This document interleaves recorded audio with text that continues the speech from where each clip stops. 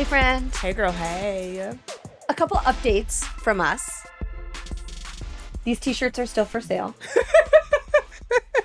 We will have a Dream Big and Drill Down t-shirt, as well as a hoodie. Oh, this is my first time hearing this, people. I'm very excited about it. Margo's in charge of merch. What else can we share with the good people? Oh, we got a Substack coming up. So we've thought about ways that we can contribute to our community right now. And Substack keeps coming up. If you're like me, about maybe a year ago, I had no idea what Substack was. So just so you know, it is a platform that for me feels like the old school blogs, like back in the day when you used to have to like type in www dot. For those of us at a big age, you might remember those days. And you could What was actually yours that you mine. you would check? I had a couple. So I used Blog Lovin', and the girls that know, because you had that little RSS feed that gave you everything. But obviously the Blonde Salad, obviously Song of Style, obviously Karen Britchick. I have Where no did you idea. I get have no that? idea what you're talking about. What do you think I checked? People.com. Close. Wrestling, WWE. Nope. Bone Broth. No. Popsugar.com. Oh, period. Okay, I was on that one. Usmagazine.com. Okay. And PresHilton.com. I was about to say that. I was about to say. What about Media Takeout? Did you ever go to Media Takeout? No, I don't know what that is. It was like the black X17. version. X17. Then No, it I don't got, remember that. but it wasn't like X-rated. It was. You got too excited, bitch. I don't know what X17 is. X17.com. If you know, you know. Oh, okay. Well, Media Takeout was like the black version of Perez. Okay. But I would still check Perez because Perez had the T. Yeah. Mhm. But something happened. What didn't he like? I mean, he moved to Vegas. Say less. He has like 4 kids or something. It's cool. Okay, we have this. This is a red herring. Listen, we're going to be the next. So we're going to channel a lot of our thinking and what kind of makes the podcast into the Substack so that people who listen or watch can get more of us and can be engaged in different ways. So we're going to have a free version and a paid version. Mhm. If the paid version will be $5 a month, and you'll get something every week. Mhm. A letter from me, a letter from you, a wellness post, and a fashion post. Yeah. And it is an example of, number one, being in community with other folks who are like-minded right now, which I think we all need, whether you are part of the paid version or not. But the other thing that I think is really important is it's important to make an investment right now in forms of media that you love. And I just want to be honest about that. Whatever your contribution looks like, it takes money to run a podcast. It takes money to run any of the maybe not large conglomerate owned media sources that you engage with day to day. And so this can be your way of supporting us in like-minded platforms. And one of the things that we get asked a lot individually, either in our own lives or through DMs or through other forms of engagement, is for us to share the resources that we're reading. Yes. And so that is something that's going to be included, which we're super excited about, because this goes back to Tashira and me really liking school and kind of filtering through what we believe are valuable resources for us to use to inform our opinions and inform our next decisions. So stay tuned, folks. More to come here on justUS. As you can see, we are back in the studio today. We are excited for that. So excited. Okay, so today we're going to be talking about something that is very much on my mind. Okay. And it has come to me in different ways over the last couple weeks, actually. And I think it's really important to start talking about and being really specific about. And this idea of, is smart sexy? And if it is, why? Because I believe it is. You believe it is. But if it's not, or that it is not perceived that way, why? And how can we be authentically ourselves if part of ourselves identifies as smart or aspires to be smart? So when I first saw this topic, and I didn't know yet what angle we were going to attack it, I thought to myself, this has looked different at stages of my life. So, and we know obviously it has a very gendered experience as well, which you all know that's what we're all about, to tackle how the patriarchy plays a role in our everyday lives. So for you, was there a time in your youth, let's say kindergarten to high school age, where you felt pressures or disincentives around being smart? No, but I definitely saw and experienced disincentives about being opinionated. Mm. And so I will kind of frame my experience. I experienced being smart as the only option for me to be successful in the environments that I was placed in as a kid. I was in environments where I didn't have the social acumen to kind of maneuver the social scene. I didn't have the money or the wealth, or the beauty that I saw girls in my class and my kind of surroundings have, and kind of getting social capital that way. So I kind of drilled into being really, really studious. I Mm. also am the kid of immigrants. And so that was like very much drilled into me that that was going to be my way of being I successful. mean, your grandparents. Hmm. Yeah, for sure. This reminds me of the story you told about you sleeping on your books. I mean, I also had an undiagnosed anxiety disorder. So there's that There's too. that. What about you? Yeah. I think if I think about early age, I remember the first time someone said that I talked like I was white. Mm. I was probably about maybe 6 years old, maybe seven. And a neighbor had a family member that was visiting for the summer. And everybody on my street knew me well. And my neighbors across the street, we were very close to as a family. And this little girl didn't know me. And so she had just met me. She turned around to her cousins, my neighbors, and she said, she talked like she white. And it wasn't a condemnation or an accusation, she just was really confused about why I spoke the way that I did, and that would be the first of many times that where I felt in my younger years, I had to make a decision around when to code switch, why I should, and what that meant, and obviously, we all know to speak like standard American English or not, has nothing to do with how smart we are, but because I was being tracked at a young age, because I loved reading, because I loved learning, there was a way that I spoke that did not match my other poor working class counterparts, friends, neighbors, etc. So that was the first time I think I was confronted with this idea of, oh, maybe there's something wrong with me talking what I perceived as correctly back then. Mm. And then the older I got, I remember around middle school kind of having to make a choice whether or not I was going to be studious or not, whether or not I was gonna kind of go the direction of my other friends that I think was kind of expected for them, or if I was Which was what gonna direction? I remember hanging out with a crowd that was getting into a lot of trouble, and it's actually why I got pulled out of my middle school and put into a magnet school. The best thing that could have happened to me. Because most of the Black kids, especially the poor Black kids in my, small hometown, went to the traditional middle school. We only have 2. And people who had more resources or the white families, most of them put their children to the magnet school.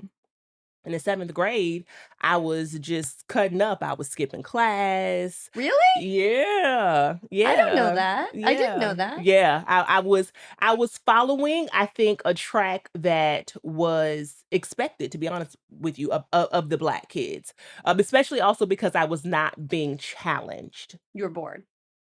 completely. We're gonna talk Completely. about that too. Yeah, even the advanced classes, so-called, were not challenging me, and there was no alternative. And so I remember I made my first F, and my family was like, "What is going on?" Like, demanding a conference, all these things. My other grandmother got involved, who was an educator.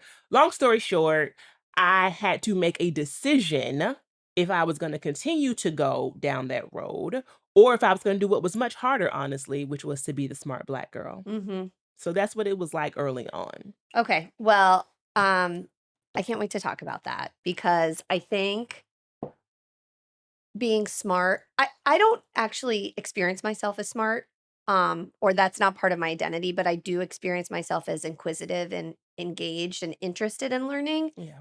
as just a part of who I am. And I think maybe, and I experience you that way too. Like, But I think you're smart, friend. thank you. I don't think people some people do go to law school and are able to That wasn't a graduate good and not time be in my smart. life. I know, but you got in, you graduated, you passed the Okay, fine. But what bar. I'm Thank saying you. is, I think that I have taken that part of my identity for granted a Okay. little bit. And I want to talk about maybe different ways we can encourage other people to kind of tap into their smartness Okay, I love that. as their superpower, I love as that. one of their many superpowers. So, but before we get there, we are moving our dumb shit segment to something a little bit different. We are. We're evolving, and we are evolving to highlight really thoughtful, interesting, funny, quirky, whatever, amazing things that people in our community are saying.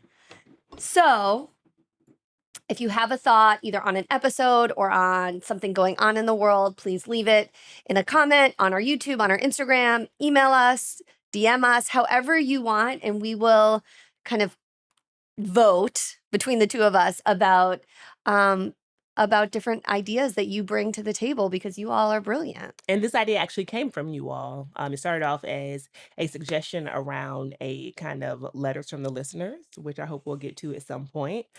Feel free to also DM us about relationship advice.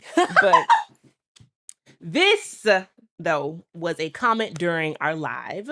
And we had a live for folks who have not listened to it or watched it. Please go back and do so, where we had our just kind of raw reactions around the election. And here's what one of our members said. Her name is Tamara Pearson, or Tamara. I think we need to unpack self-interest a bit more. I think people did vote, talking about the election results being for Donald Trump.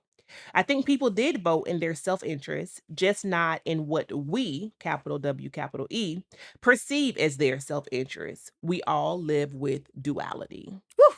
So what do you think about that? There's been a lot of chatter, Margo, about people voting against their self-interest, specifically white women, Latinx men, some Black men. What do you think about that? I think she's spot on. And I think that we need to take a step back about self-interest, and that we've talked about it doesn't take a man to uphold the patriarchy. Women or people who identify as women can uphold the patriarchy. It doesn't take someone who's white to uphold anti-Black racism in other forms of misogyny, misogynoir, and other forms of racism. So I think that what is clear, and I think she's spot on in this comment, is that self-interest, there are different forms of self-interest, and sometimes certain identities trump others. Mm-hmm. And so we also have to accept that people's racism might surpass their desire to protect female body people.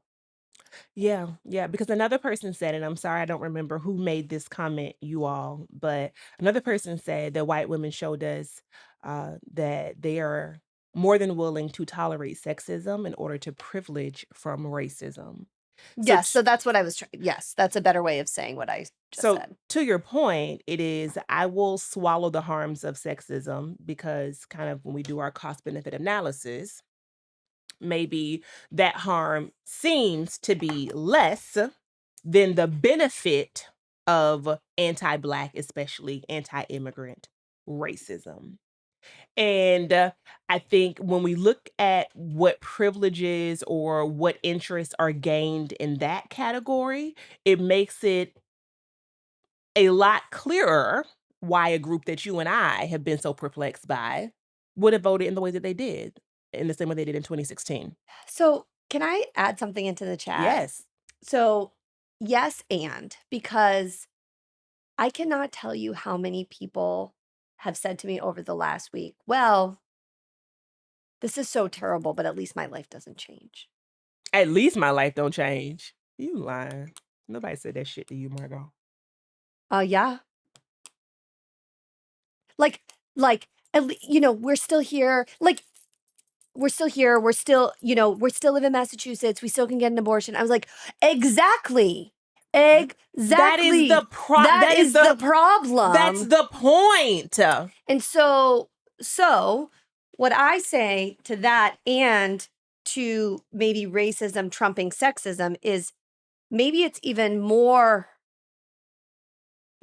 darker than that, because it's not even, well, my racism trumps my sexism. It's like my racism is most important because I don't even care about sexism because if I need an abortion, I could get one. So it's classism. I don't know. It's just, I don't know, but I just talking about the reproductive justice angle, particularly around SA, incest, like fetal abnormalities, life of the mother, miscarriages. I mean, you and I agree that abortion is an act of love, and so there's no kind of like hierarchy about Of who course. deserves. But like when you think about it, just from like At least that lens. I just can't imagine that someone who voted for Donald Trump who was experiencing a miscarriage would actually say like, yeah, let me go septic. Because it's also a lack of empathy because they think that they will never be in those situations that Because you just who's named. dying? It's not white women. No, it's not white women. I mean, I'm sure some white women will die, but like by and large, disproportionately, we know who are affected by a lot of these bans and all out draconian Handmaid's Tale policies. And so I think for me, what it is a reminder of is how humans are going to just blow up the planet. They're going to poison themselves to death with like red dye, as you reminded us in our last episode, right? We are going to just continue because of capitalism and because of the gain of money and like monetary interest. We are going to we are going to absolutely explode as a species, because if I am sitting here today and I'm telling you, well, at least it don't affect me, what the fuck am I breathing for? Do you know how much harm can come from that analysis? Well, at least I'm not enslaved. At least I'm not in chains. That is absolutely insane and mind-boggling to me.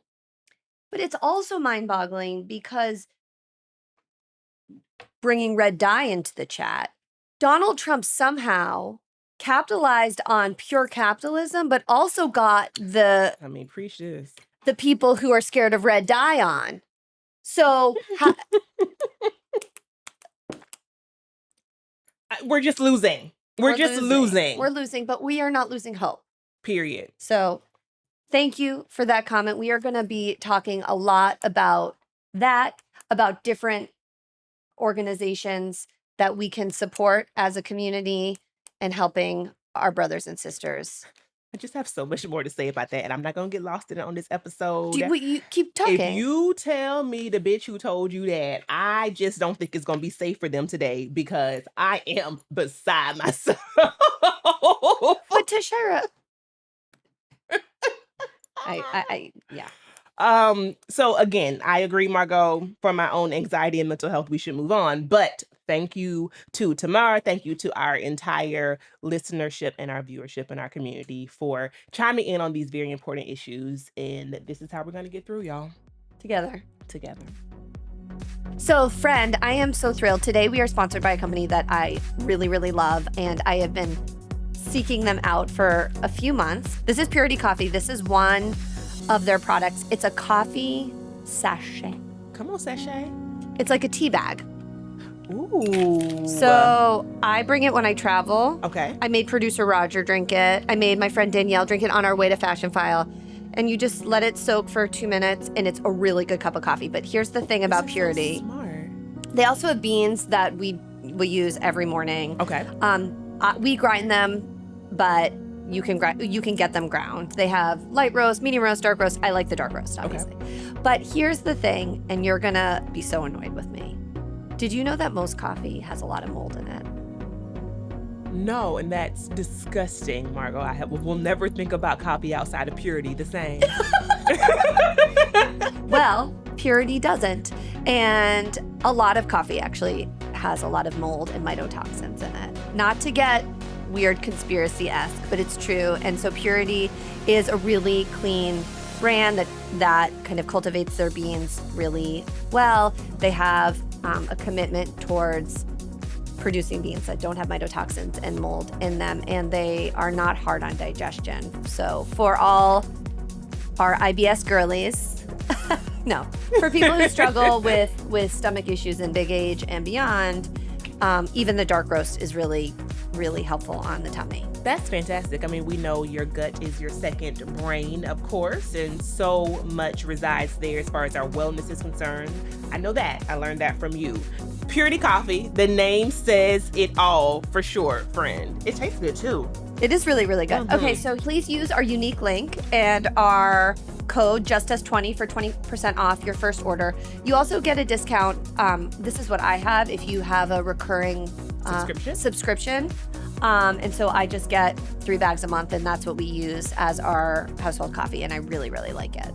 I love it. For me, the biggest selling point also is the sachets because I travel so much. Yeah, and so also just in terms of like a economic thing, it's just really nice to know you're going to have good coffee in the airport or at hotels without having to spend money. True. So when producer Roger and I came to see you last, I just got 2 cups of hot water and we were good to go.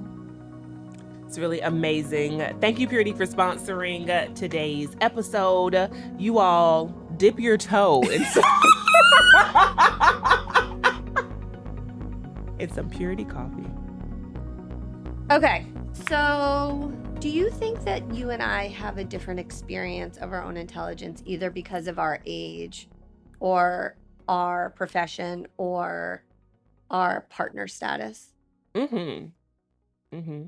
I think that I haven't had to dumb myself down for a man for a really long time. I haven't felt that pressure in any way.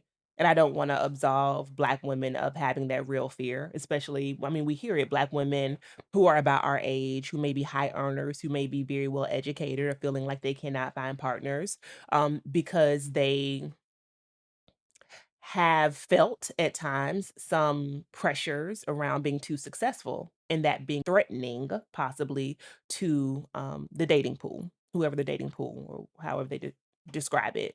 And I don't know what that feels like. So there's privilege there. And I'm not saying that queer couples oftentimes don't replicate heteronormative values because we certainly do and can. We've all been conditioned by the same systems. But what I do know is that I felt like it has been a lot easier to be smart in relationship with a woman. Now, what I told you earlier, though, is that I have felt early on that I've had to not dumb myself down, but build my partner up. Because there was something about me being an attorney that, they would make comments, "Well, I'm just not as smart as you.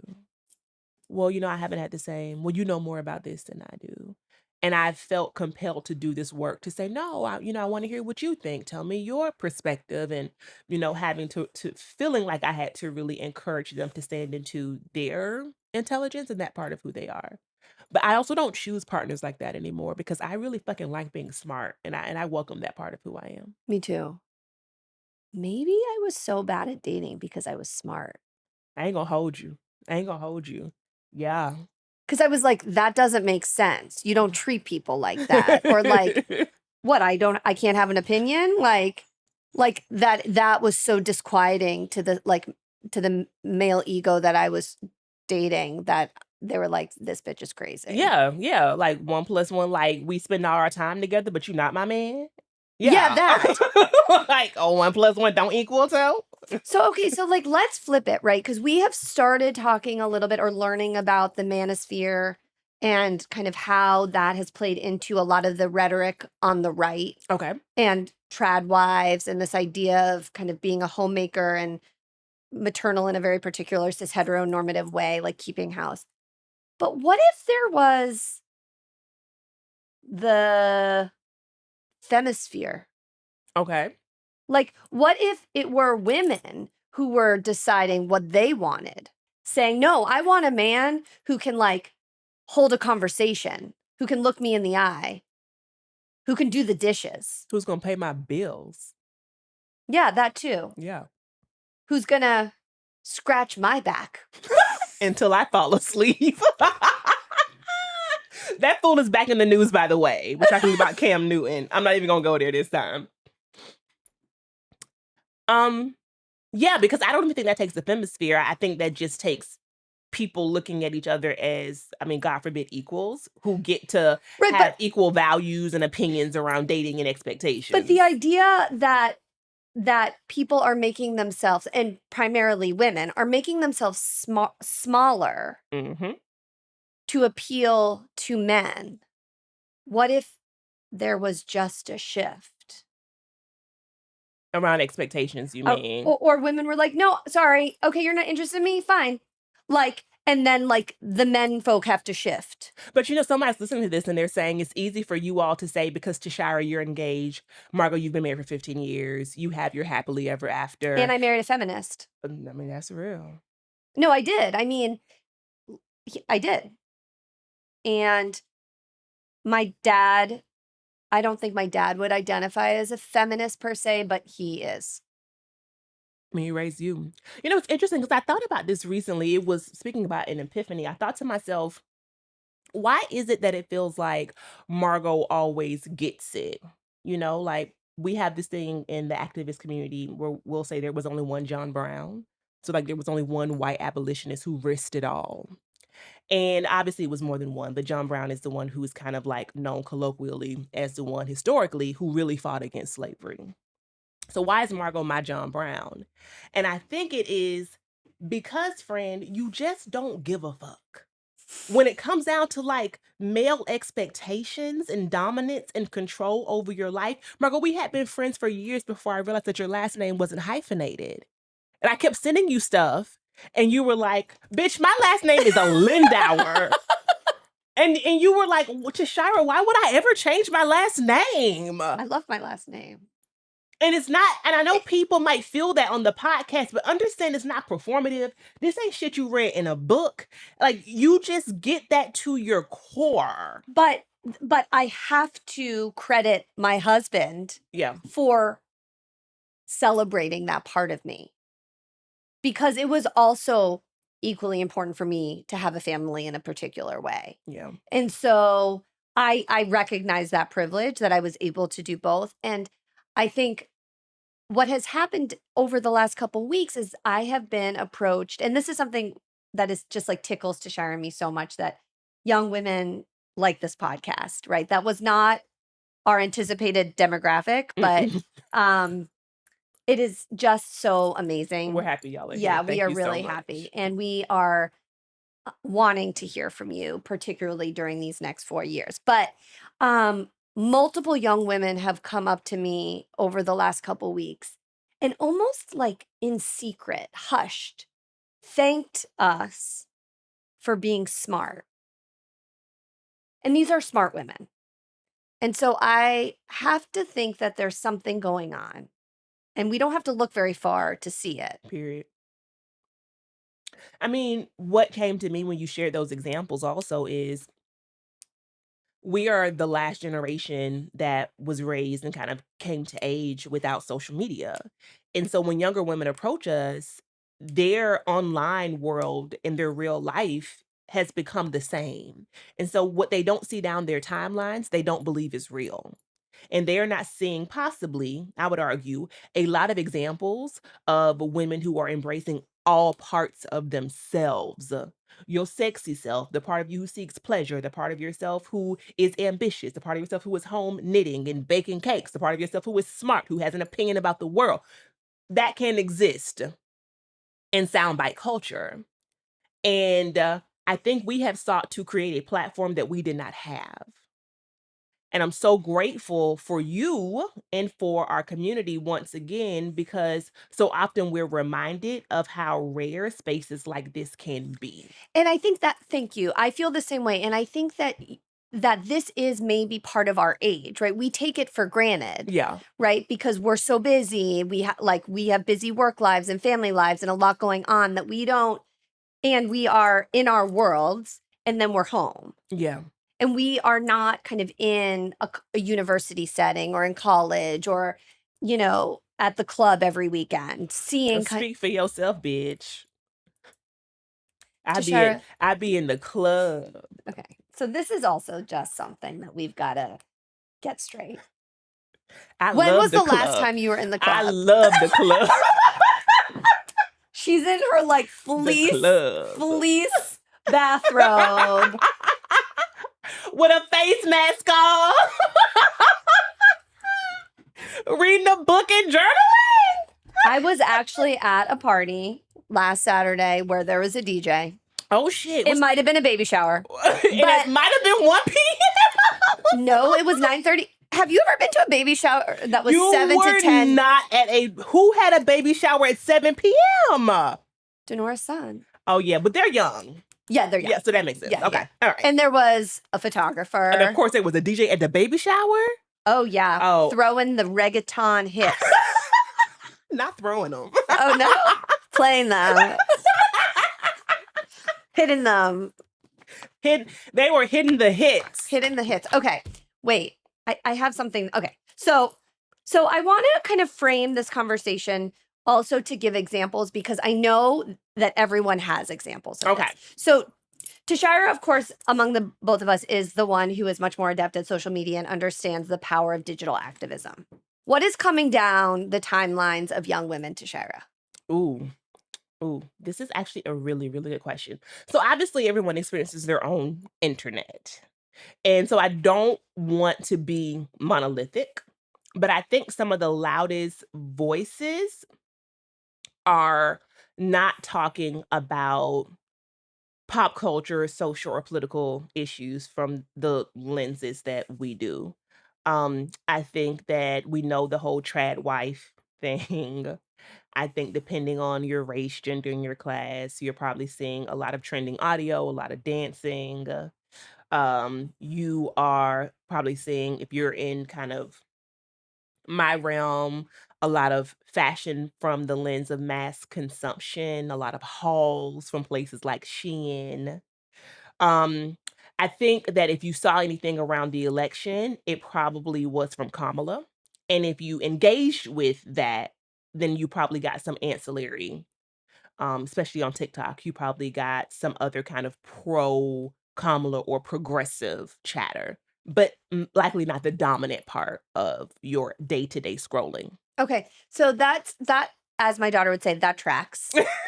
I think You all tell us, please. Yeah, I think there's also a lot of beauty, wellness, supplements. I mean, this is what I'm thinking coming down kind of the 20-something-year-olds that I was talking to, wellness girlies, heatless curls. Heatless curls are big.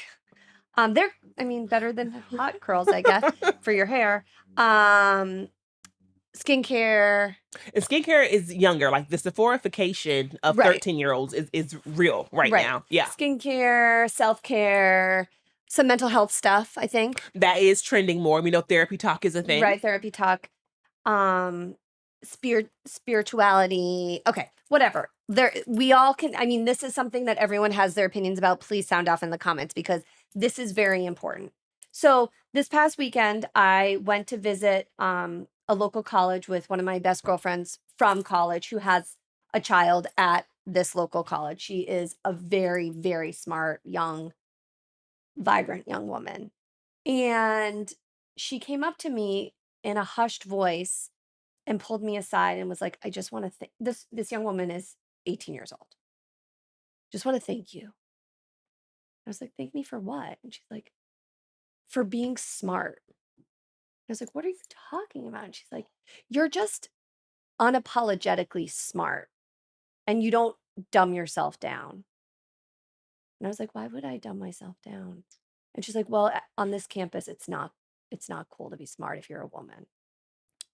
She's at a, just want to kind of really highlight for people, this is on a college campus. A 4-year college campus in Boston. Where she's feeling pressure not to show up as smart. And she is, well, I don't really need to identify anymore. Mm-hmm. She is like, she has a really interesting backstory. She's multi-hyphenate. She wants to be in the sciences, right? She is a smart young person. Mm-hmm. Then kind of that happened. And I was actually really stunned and upset, but very happy because it happened in front of my daughter, who thinks I'm the lamest person in the world. So Like, that was like street hair craze. Okay, then a couple days later, I was getting a treatment, self-care. What kind of treatment? What you was getting? A vaginal treatment? No, I wish. Oh. Laser. Oh, okay. Laser hair removal. Okay. There's a whole funny story about that too, but it's done by a nurse. So this woman is a Leave it nurse, up to you to find a fucking nurse to do your hair removal. These are and, not material she immaterial was like, details. we were chatting, chatting, chatting, and she was like, "I just wanna let you know, I don't know if this is, like, a boundary violation or unprofessional, but I've been listening to your podcast." And I was like, "Really?" I was like, "No, thank you." And she's like, "It's just so refreshing to hear smart women." And I was like, "You're a smart woman." She's like, "Yeah, but I never am in community with them." Mm, And she's like, "And it's so hard to date." yeah. I mean, so as I'm hearing these stories, I'm thinking about like how the young women, both of them likely that you spoke to, would benefit from the Melissa Harris Perrys of the world, Who's from that? the Melissa Harris Perry, who used to have a show. She's a professor, and she used to have a show that came on CNN. I think it was CNN or MSNBC every Saturday morning, and the hashtag was Nerdland, and like Black Twitter would go up, and we would like, all tweet and talk about the news. I'd never experienced that before. She's no longer on the air though. And the show kind of went up in flames in a way that was problematic that I won't get into. But she never came back to cable news from my understanding. Huh. She wrote a book called, I think it was called Sister Citizen, around like black feminism and racist tropes.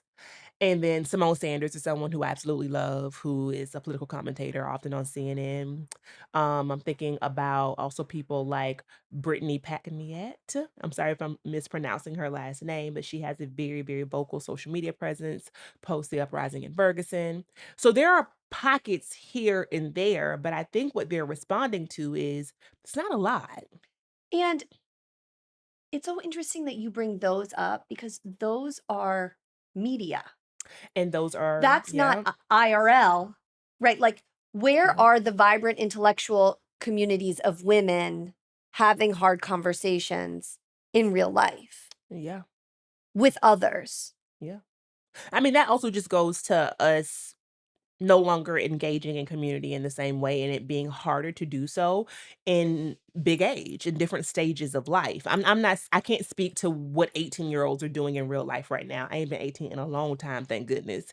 But one of the reasons why we started this podcast and live events is because we know post college and kind of post early career, those opportunities to engage, enjoy people, to have smart and thoughtful conversations, they kinda diminish a And I'm also bit. thinking like early career stuff. I mean, you and I didn't come from the corporate world, but kind of now thinking about those of our community who were in the corporate world or Yeah, in more formal workplaces where they had happy hours or dinners, but they also maybe felt like they couldn't be their full selves in those environments. yeah, for sure, for sure. Because I think for women at work, you are always kind of towing a particular line because, we say this all the time, if you're too smart or if you're too aggressive, then you're a bitch or you're a Right. I know-it-all. mean, right, like the Barbie thing, right. Exactly. That's true, but then it's also this kind of really bizarre moral quandary, right? Where like the data shows otherwise. Like women are graduating from college at much higher rates than their male counterparts overall. Similarly in graduate school, that is not reflected in the workplace. Mm, And so what happens? I mean, we know what happens, but yeah, yeah. I think this idea about being smart versus being sexy, where I land on it is at this big age, what I've come to is that I'm just going to embrace all parts of myself. And as I said before, I actually really enjoy being the smart one. I really enjoy being the person who can have thoughtful conversations about the world. It doesn't mean that I know everything, but what it gets to, as you said earlier, is I am incredibly curious and inquisitive, and I seek answers all the time. And I look for people who also have that perspective and that world view, no matter how it's demonstrated. It doesn't have to be in the same way as me. And it has made my life better. It has unlocked things in my life that I know I would never have had the opportunity to do because I leaned into what it meant for me to be the smart black girl, the one who had to learn very early how to code switch, the one who was like, okay, I see what y'all on, but I'm gonna do something a little bit different and to pursue academics with reckless abandon in a way that I didn't see anybody else around me do. I also think that learning doesn't have to be simply academic, and it's Period. not only digital either. And Period. so, what about this idea of embracing our identities as curious learners through many media sources, through reading, through art, through exposing ourselves to different foods and places? Obviously, understanding kind of the restrictions that many people live under, that they can't access all of Yeah. those things at any given moment. But this idea of being open to learning as a part of ourselves that is equally, if not more important than other parts of I ourselves. like that. A commitment to learning. Yeah, a commitment. And that it should be celebrated the same way that being like a skincare girly. And young people, if you are listening to us, hear us good. This in our lives has not only benefited us as individuals, but also our partners. Mm, Yo, baby daddy should know something more than the strain of weed and where to find the roll up. You see what I'm saying? Like what's that? what you roll the weed in. Isn't that rolling paper? No, because what if you don't want a white boy, which is what a rolling paper is called? A roll up can be a Philly blunt, it could be a Swisher, like, it could be a White Could it be a clove? Owl. It's never a clove, I used Margo. to love This clove. is what you're me too, actually. But anyway, this is what you're learning today. A roll Um, up. I don't have a roll up. no, you I don't don't have a have a roll. man who can roll up. No, and you don't know. I No. don't. But yes, So I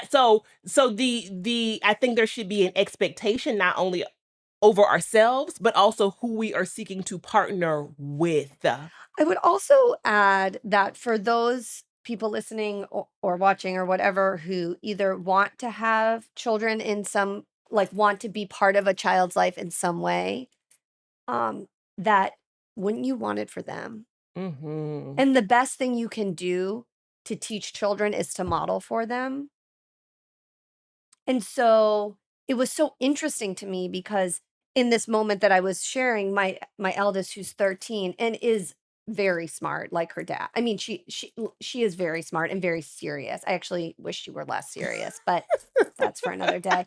Um, was so confused because she's really, like, intentionally, and I think those environments where smart is not celebrated scare her Yeah. because Well, she's totally out of her comfort zone. and also because it just doesn't make sense. She was like, why were they acting that way?" I was like, "Well, they were drunk, honey." And, Alcohol. but why? And I was like, "That's called the patriarchy." Yeah, and it just 'Cause doesn't. Ella had seen this, right? And why can't they be smart? Why can't they celebrate that? Mhm. And I don't have answers for that, but I can only say that people respond to what they know. So if that was her experience, she doesn't feel like that can be celebrated. Yeah. That's the problem, not how she's acting. So yeah, and for me, it also reminds me, friend, of this idea that there is this expectation around being inexperienced. So the opposite of smart in many ways, I guess, under a patriarchal lens, is to be inexperienced, not necessarily always to be dumb, quote unquote. And why do men seek partners who are inexperienced? What does that mean? They want virgins?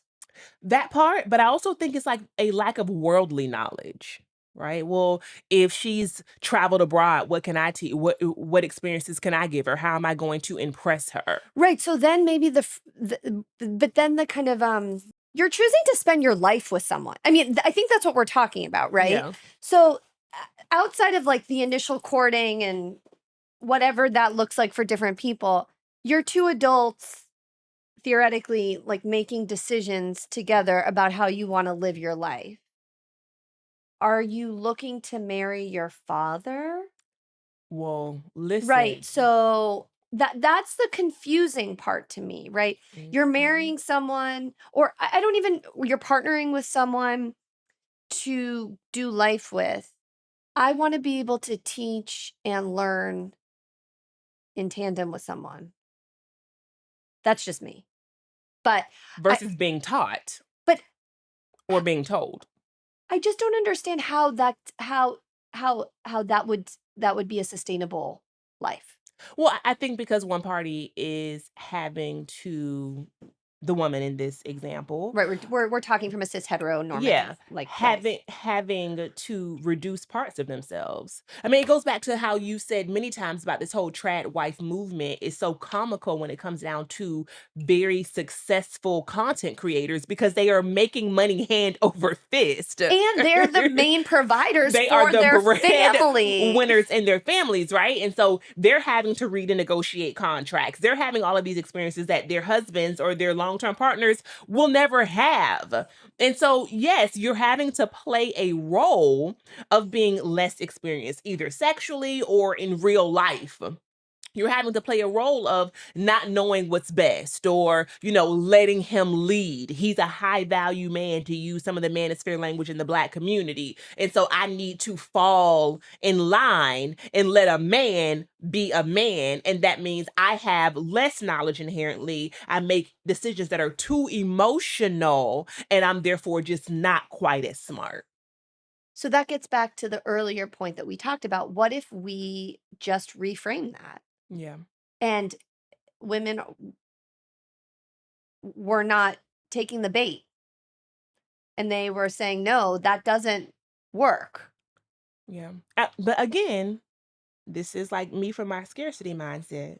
Somebody is still sitting at home saying, it's easy for you all to say that because you have your life partners. And I remember, Yes, I Margo, remember that too. how I felt like I wanted nothing else than for someone to love me. I remember that too. And I think what I would say in response is, if you have to diminish who you are to be with someone, sweetie, that was never love.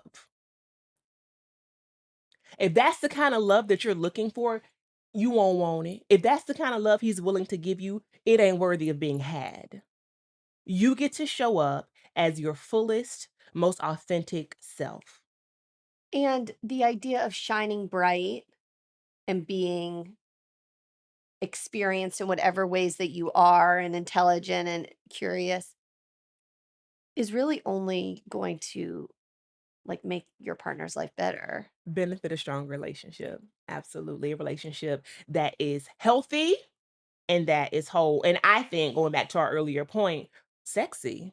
So I was just going to say that's what so maybe I'm just like not the right person to have this conversation, right? Because I think smart is so sexy. Period. And I think people who read, people who think, people who listen is so sexy. I think people who are like domineering and small-minded are not sexy At all.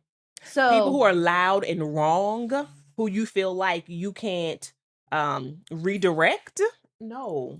That you can't challenge, no. I mean, people who listen and watch know my personality. That's never ended well for me.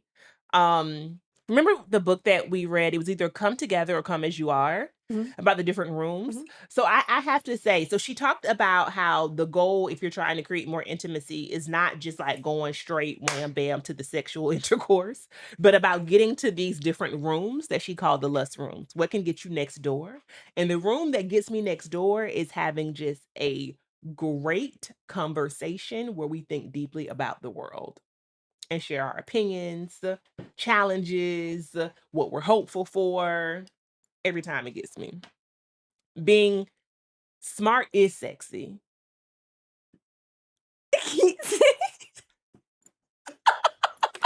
What the fuck are you laughing at? I totally agree, but it also is like the 31-year-old Tashira would be like, what the fuck happened today? No, I agree. I totally agree. I totally agree. The 31-year-old would have been hip. The 21-year-old would be like, bitch, what? We're trying to get to the club and like slow grind. Yeah. No, but that's all whatever. Evolution is a real thing.